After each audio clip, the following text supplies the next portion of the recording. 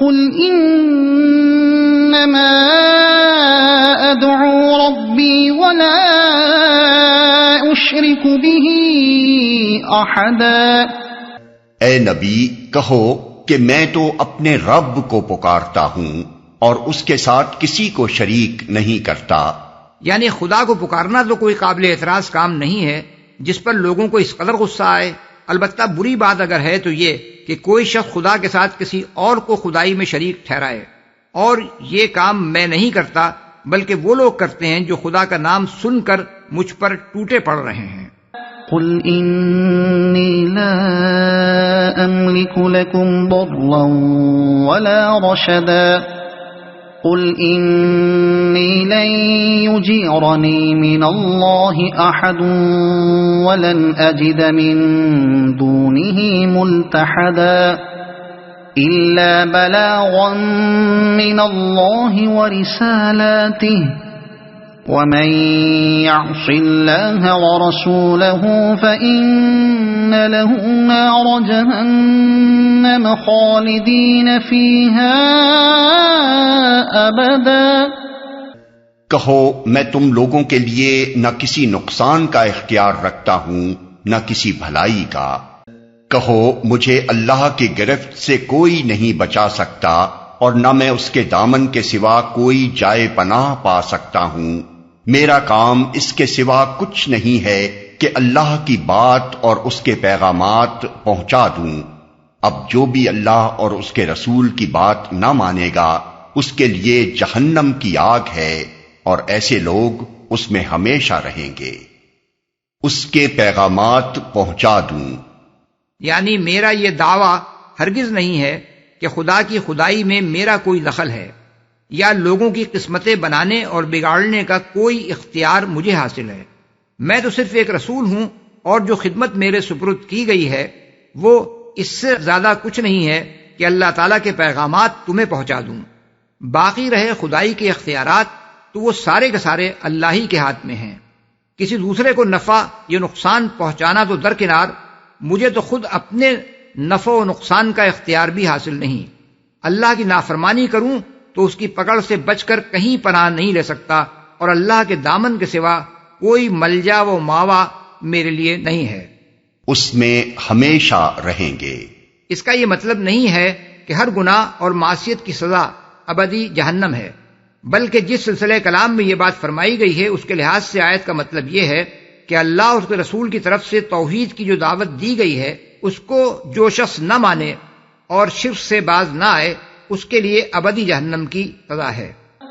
حتى إذا رأوا ما يوعدون فسيعلمون من أضعف ناصرا وأقل عددا۔ یہ لوگ اپنی اس روش سے باز نہ آئیں گے یہاں تک کہ جب اس چیز کو دیکھ لیں گے جس کا ان سے وعدہ کیا جا رہا ہے تو انہیں معلوم ہو جائے گا کہ کس کے مددگار کمزور ہیں اور کس کا جتھا تعداد میں کم ہے۔ اس آیت کا پس منظر یہ ہے کہ اس زمانے میں قریش کے جو لوگ رسول اللہ صلی اللہ علیہ وسلم کی دعوت اللہ کو سنتے ہی آپ پر ٹوٹ پڑتے تھے، وہ اس ظلم میں مبتلا تھے کہ ان کا جتھا بڑا زبردست ہے اور رسول اللہ صلی اللہ علیہ وسلم کے ساتھ چند مٹھی بھر آدمی ہیں، اس لیے وہ بآسانی آپ کو دبا لیں گے۔ اس پر فرمایا جا رہا ہے کہ آج یہ لوگ رسول کو بے یار و مددگار اور اپنے آپ کو کثیر التعداد دیکھ کر حق کی آواز کو دبانے کے لیے بڑے دلیر ہو رہے ہیں، مگر جب وہ برا وقت آ جائے گا جس سے ان کو ڈرایا جا رہا ہے تو ان کو پتہ چل جائے گا کہ بے یار و مددگار حقیقت میں کون ہے۔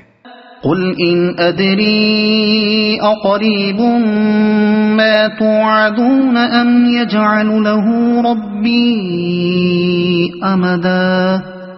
کہو میں نہیں جانتا کہ جس چیز کا وعدہ تم سے کیا جا رہا ہے وہ قریب ہے یا میرا رب اس کے لیے کوئی لمبی مدت مقرر فرماتا ہے۔ انداز بیان سے محسوس ہوتا ہے کہ یہ ایک سوال کا جواب ہے جو سوال نقل کیے بغیر دیا گیا ہے۔ غالباً اوپر کی بات سن کر مخالفین نے طنز اور مذاق کے طور پر سوال کیا ہوگا کہ وہ وقت جس کا ڈراوا آپ دے رہے ہیں آخر کب آئے گا۔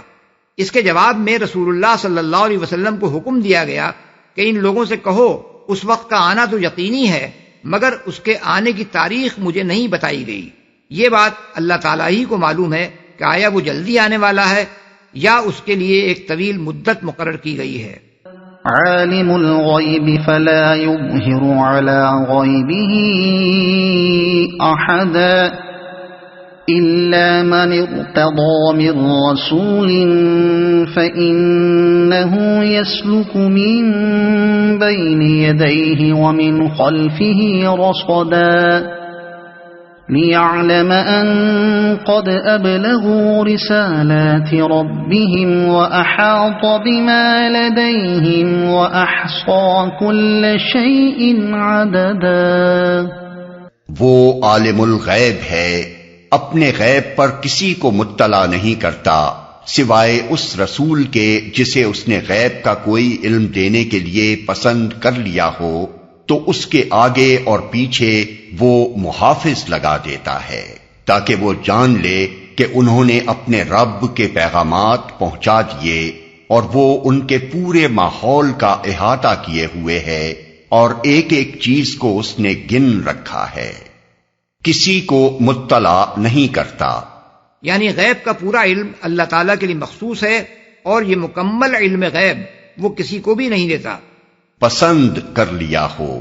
یعنی رسول بجائے خود عالم الغیب نہیں ہوتا، بلکہ اللہ تعالیٰ جب اس کو رسالت کا فریضہ انجام دینے کے لیے منتخب فرماتا ہے تو غیب کے حقائق میں سے جن چیزوں کا علم وہ چاہتا ہے اسے عطا فرما دیتا ہے، محافظ لگا دیتا ہے۔ محافظوں سے مراد فرشتے ہیں۔ مطلب یہ ہے کہ جب اللہ تعالیٰ وحی کے ذریعے سے غیب کے حقائق کا علم رسول کے پاس بھیجتا ہے تو اس کی نگہبانی کرنے کے لیے ہر طرف فرشتے مقرر کر دیتا ہے تاکہ وہ علم نہایت محفوظ طریقے سے رسول تک پہنچ جائے اور اس میں کسی قسم کی آمیزش نہ ہونے پائے۔ یہ وہی بات ہے جو اوپر آیت 8 اور 9 میں بیان ہوئی ہے کہ رسول اللہ صلی اللہ علیہ وسلم کی بعثت کے بعد جنہوں نے اپنے لیے عالم بالا تک رسائی کے تمام دروازے بند پائے اور انہوں نے دیکھا کہ سخت چوکی پہرے لگ گئے ہیں جن کے بعد کہیں ذرا سی سنگن لینے کا موقع بھی ان کو نہیں ملتا۔ پیغامات پہنچا دیے، اس کے 3 معنی ہو سکتے ہیں۔ ایک یہ کہ رسول یہ جان لے کہ فرشتوں نے اس کو اللہ تعالیٰ کے پیغامات ٹھیک ٹھیک پہنچا دیے ہیں۔ دوسرے یہ کہ اللہ تعالیٰ یہ جان لے کہ فرشتوں نے اپنے رب کے پیغامات اس کے رسول تک صحیح صحیح پہنچا دیے ہیں۔ تیسرے یہ کہ اللہ تعالیٰ یہ جان لے کہ رسولوں نے اس کے بندوں تک اپنے رب کے پیغامات ٹھیک ٹھیک پہنچا دیے۔ آیت کے الفاظ ان تینوں معنوں پر حاوی ہیں اور بعید نہیں کہ تینوں ہی مراد ہوں۔ اس کے علاوہ یہ آیت 2 مزید باتوں پر بھی دلالت کرتی ہے۔ پہلی بات یہ ہے کہ رسول کو وہ علم غیب عطا کیا جاتا ہے جو فریضہ رسالت کی انجام دہی کے لیے اس کو دینا ضروری ہوتا ہے۔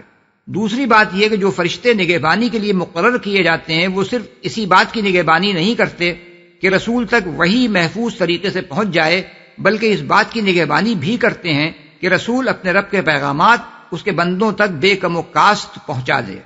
گن رکھا ہے، یعنی رسول پر بھی اور فرشتوں پر بھی اللہ تعالیٰ کی قدرت اس طرح محیط ہے کہ اگر بال برابر بھی وہ اس کی مرضی کے خلاف جنبش کریں تو فوراً گرفت میں آ جائیں، اور جو پیغامات اللہ تعالیٰ بھیجتا ہے ان کا حرف حرف گنا ہوا ہے۔